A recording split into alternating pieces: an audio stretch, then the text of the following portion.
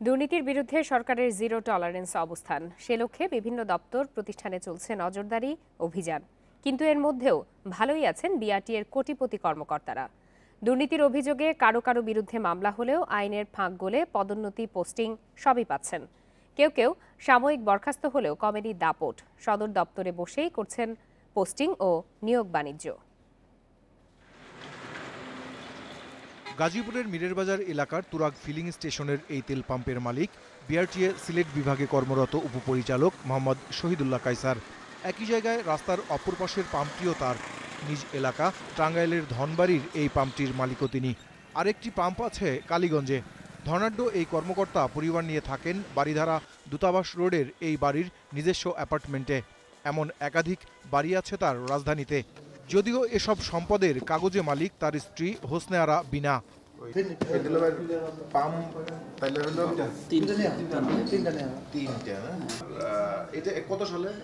এটা হয়েছে আপনার 2010 সালের। সরকারি চাকরি করে কিভাবে সম্পদের এই পাহাড় গড়েছেন তিনি, এই প্রশ্নের জবাব পেতে তার কর্মস্থলে গেলে জানানো হয় তিনি ঢাকায়, আর ঢাকা থেকে বলা হয় তিনি কর্মস্থলে। টেলিফোনে যোগাযোগ করলে তিনি ক্যামেরার সামনে কথা বলতে রাজি হননি। বিআরটিএতে এমন সম্পদের পাহাড় গড়েছেন অনেক কর্মকর্তা কর্মচারী। তবে দুর্নীতির মামলা না হওয়ায় অনেকেই সাধু হিসাবেই পরিচিত, আর মামলা হলেও কারো হয়নি বড় শাস্তি। দুর্নীতি দমন কমিশনের 5টি মামলার আসামি বিআরটিএর সহকারী পরিচালক আবু আশরাফ সিদ্দিকী মান্নান। গ্রেপ্তার হয়ে তিনি কারাবন্দীও ছিলেন, কিন্তু হাইকোর্ট থেকে জামিন ও প্রশাসনিক ট্রাইব্যুনাল থেকে অব্যাহতি নিয়ে বহাল তবিয়তে চাকরি করছেন কুমিল্লায়। সহকারী পরিচালক আব্দুল হান্নানও দুর্নীতির মামলায় গ্রেপ্তার হয়েছিলেন। তিনি এখন আছেন সদর দপ্তরে। দুর্নীতির মামলায় জামিনে মুক্তি পেলেও সাময়িক বরখাস্ত আছেন সহকারী পরিচালক এনায়েত হোসেন মন্টু।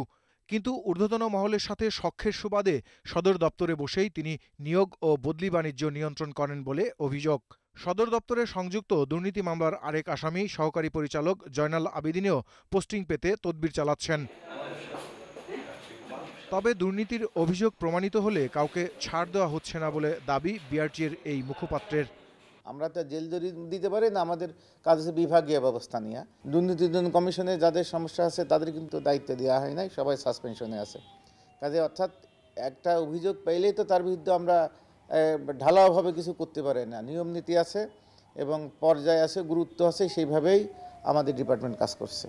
বিআরটিএ কর্মকর্তা কর্মচারীদের সম্পদের হিসাব নিলেই দুর্নীতিবাজদের মুখোশ খুলে যাবে বলে জানিয়েছেন সংশ্লিষ্টরা। Mahbub Alam, independent news, Dhaka.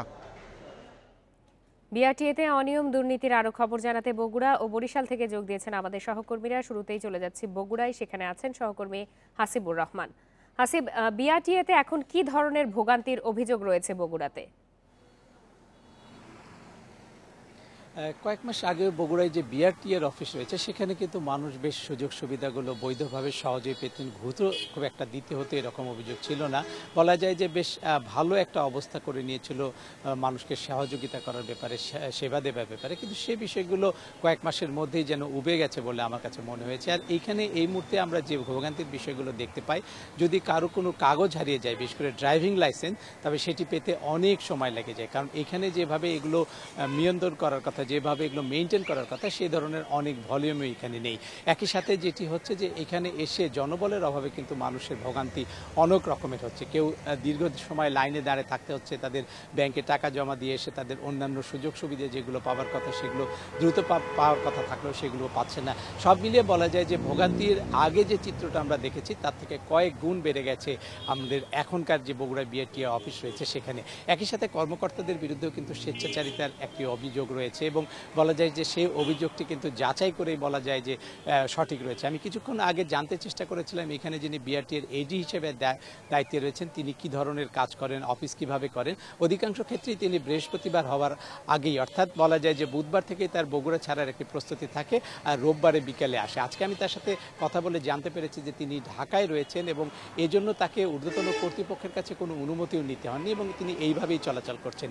একই সাথে আমাদের কাছে আরও একটি অভিযোগ রয়েছে, বগুড়ায় বগুড়ায় একজন সহকারী পদে কাজ করছেন, যার বিরুদ্ধে পুলিশ ভেরিফিকেশনের যে তথ্য সেগুলো জালিয়াতি করার অভিযোগও রয়েছে। আমি তার সঙ্গে এই বিষয়টি নিয়েও কথা বলেছি। তিনি যদিও এটি অস্বীকার করেছেন, কিন্তু তিনি এই সাথে স্বীকার করেছেন যে একসময় তিনি ময়মনসিংহে চাকরি করতেন, বগুড়ায় তিনি এসেছিলেন, আবার দ্রুতই এখান থেকে চলে যাওয়ার জন্য নিজের থেকেই আবেদন করেছেন। এরকম আরও অনেকগুলো অভিযোগী রয়েছেন, যারা কর্মকর্তা রয়েছেন, কর্মচারী রয়েছেন তাদের সাথে। একইভাবে আমরা আরও কিছু তথ্য পেয়েছি যে অন্যান্য এলাকায় যারা দুর্বল অবস্থায় রয়েছে, অসততার অভিযোগ রয়েছে, তারাও চেষ্টা করছেন বগুড়ায় আসবার। অর্থাৎ বগুড়া এখন দুর্নীতিবাজদের জন্য একটা ভালো অবস্থা হয়েছে। সে কারণেই যারা দুর্নীতিগ্রস্ত তারা এখন চায় বগুড়ায় এসে একটি অবস্থান নিয়ে তারা বাড়তি কিছু সুযোগ সুবিধা আদায়। আসিফ, আপনি আমাদের সাথেই থাকুন। এবারে আমরা চলে যাচ্ছি বরিশালে, সেখানে আছেন সহকর্মী মুরাদ আহমেদ। মুরাদ, দুর্নীতির বিরুদ্ধে সরকারের জিরো টলারেন্স অবস্থান রয়েছে, বরিশালের অবস্থা আমাদের বিস্তারিত জানান। আসলে বিআরটি এর বরিশাল চিত্রটি বর্ণনা করতে গিয়ে আমাদের প্রতিবেদনে যে কথাগুলো বলা হয়েছে মনে হচ্ছিল যেন সব বরিশালকে কেন্দ্র করে বলা হয়েছে, অর্থাৎ এর কোনো ব্যত্যয় বরিশালে নেই। আমি একটু পেছন থেকে যদি শুরু করে আসি তাহলে দেখি যে বরিশালে 111-এর সময় একবার নাড়া পড়েছিল বিআরটিএতে, তাও সাময়িক সময়ের জন্য, তারপর ঠিক হয়ে যায়। দ্বিতীয় নাড়াটি পড়েছিল সে আমরা ডিসেম্বর নাগাদ, যখন শিক্ষার্থীদের একটি আন্দোলন চলছিল। সেই আন্দোলনের সময় এরা সব নড়ে চড়ে বসেন এবং এরা কিছুটা মাঠে নেমেছিলেন, কিন্তু তার উদ্দেশ্য যত না মহৎ ছিল তার চাইতে বেশি ছিল তাদের টার্গেট অ্যাচিভমেন্ট করে নেওয়া। এই শিক্ষার্থীদের আন্দোলন চলাকালীন সময় মাত্র 15 দিনে তারা 2 কোটি টাকা রাজস্ব আদায় করেছেন। রাজস্বের ব্যাপারে এখানে আসলে বরিশাল বিআরটিএতে যারা কর্মরত রয়েছেন, কর্মচারী, ব্যক্তিগতভাবে তাদের বিরুদ্ধে কোনো অভিযোগ নিয়ে কথা বলার আগে টোটাল সিস্টেমটা যদি আমরা একটু দেখি, তাতে দেখি যে এরা কেউ এর আওতার বাইরে না। এখানকার একজন পিউন থেকে শুরু করে তারও যোগাযোগ রয়েছে ঢাকায়, এবং ঢাকা এদের কাছে একটা বিশাল ব্যাপার। এরা সমস্ত কিছু গুছিয়ে হাত গুটিয়ে বসে থাকেন এবং ঢাকায় থেকে আসেনি, ঢাকায় যেতে হবে, ঢাকায় তদবির করতে হবে। ঢাকাটাকে এরা তাদের একটা ভিন্ন ধরনের আয়, যেটাকে আমরা বলে থাকি নোংরা আয়ের একটা খোরাক হিসাবে তারা ব্যবহার করছেন। আপনি জানেন যে বরিশাল থেকে যারা লাইসেন্সের জন্য আবেদন করে প্রথমে তাদেরকে লার্নার নিতে হয়, তারপর তারা সেটাই যদি পাস করার পর অ্যাপ্লিকেশন করতে হয়, অ্যাপ্লিকেশন করার পর 400-র মতো অ্যাপ্লিকেশন হলে ওনারা ঢাকায় যান। এই 400 অ্যাপ্লিকেশন জমা পর্যন্ত হচ্ছে এদের আয়। একবার ঢাকায় টোটাল এই যে লাইসেন্স এর যে ছাপানো হয়, এর টোটাল বিষয়টি নির্ভর করে ঢাকার উপর। ঢাকায় হয়ে গেলে তাদেরকে খবর দেওয়া হয় এগুলো নিয়ে আসতে, ওনারা নিয়ে যান জনগণের টাকায়, নিয়ে আসেন জনগণের টাকায়, নিয়ে এসে ড্রয়ারে রেখে দেন, তারপরেও জনগণের টাকা নিয়ে, অর্থাৎ গ্রাহকদের টাকা নিয়ে তারপর এগুলো ডেলিভারি দেন।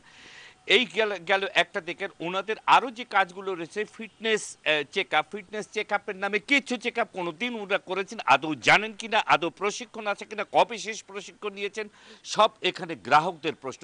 একটি কথা, আমার কোনো বক্তব্য না, গ্রাহকদের বক্তব্য হচ্ছে যে কিছু দেখলো না, জানলো না, তারা ফিটফাট সব কিছু আছে, কাগজটা হাতে ধরিয়ে দিচ্ছে। এই হচ্ছে এখানে ফিটনেসের বিষয়।